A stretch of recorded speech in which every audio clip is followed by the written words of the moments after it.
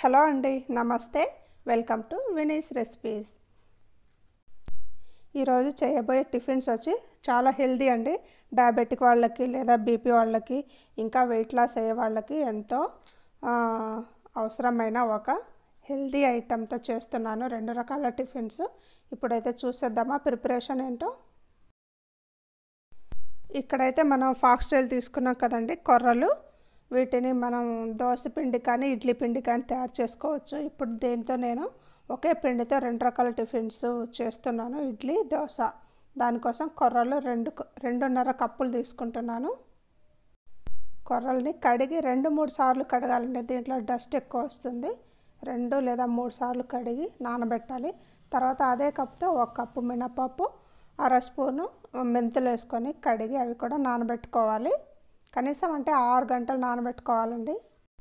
తర్వాత మనం మిక్సీ పట్టడానికి ఒక 15 నిమిషాల ముందు అటుకులు నానబెట్టుకోవాలి.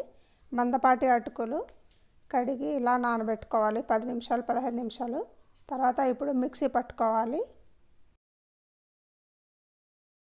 ముందుగా మినపప్పు వేసుకోవాలండి.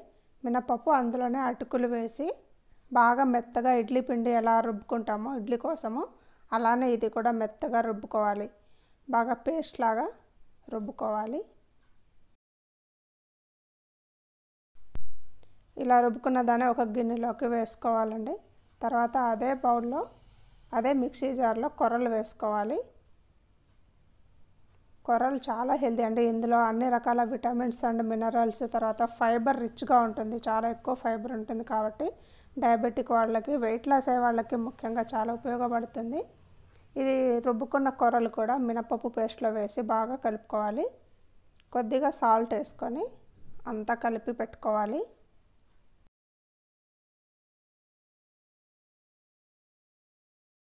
బ్యాటర్ని బాగా కలుపుకున్న తర్వాత నైట్ అంతా దీన్ని ఫర్మెంట్ చేసుకోవాలి. మూత పెట్టి రాత్రంతా అలాగే వదిలేయాలన్నమాట. అంటే అది పొంగాలి పిండి మనకు. ఇది ఉదయానికల్లా పొంగింది. మార్నింగ్ చూస్తే పిండి చక్కగా పొంగింది. చూడండి ఎంత చక్కగా పొంగిందో.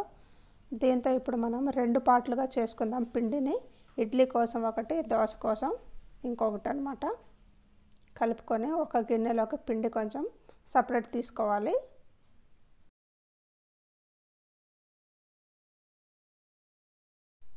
ఇలా సపరేట్ చేసుకున్న దాన్ని మనం ఇడ్లీకి వేసుకోవాలండి. ఇందులో సోడా పొడి వేయాల్సిన అవసరం లేదు. ఇడ్లీకి అలానే వేసుకోవచ్చు. ప్లేట్లకి కొంచెం ఆయిల్ రాసి ఇడ్లీ బ్యాటర్ వేసుకొని స్టీమ్ మీద మామూలుగానే ఉడికించుకోవాలి.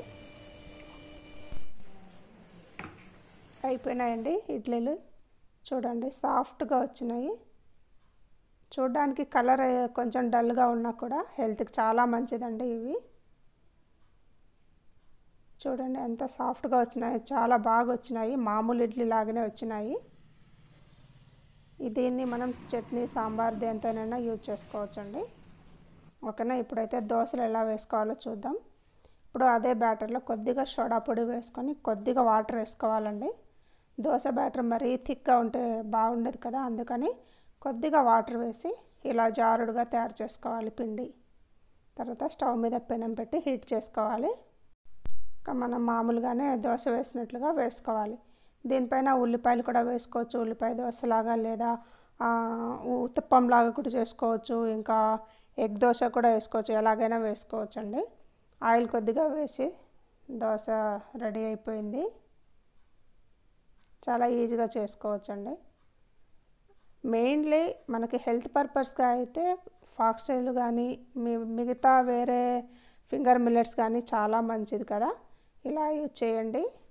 బరువు తగ్గుతారు. తర్వాత షుగర్ కూడా కంట్రోల్లో ఉంటుందన్నమాట. అలాగే ఇంకొక దోశ కూడా వేసుకుందాం. అంతేనండి. 2 రకాల ఒకే పిండితో 2 రకాల బ్రేక్ఫాస్ట్లు వేసుకోవచ్చు మనం. ఎంత ఈజీగా వేసుకోవచ్చో చూసారు కదా. మీరు కూడా ఇలా తయారు చేసుకోండి. చాలా బాగుంటుంది, హెల్త్కి మంచిది.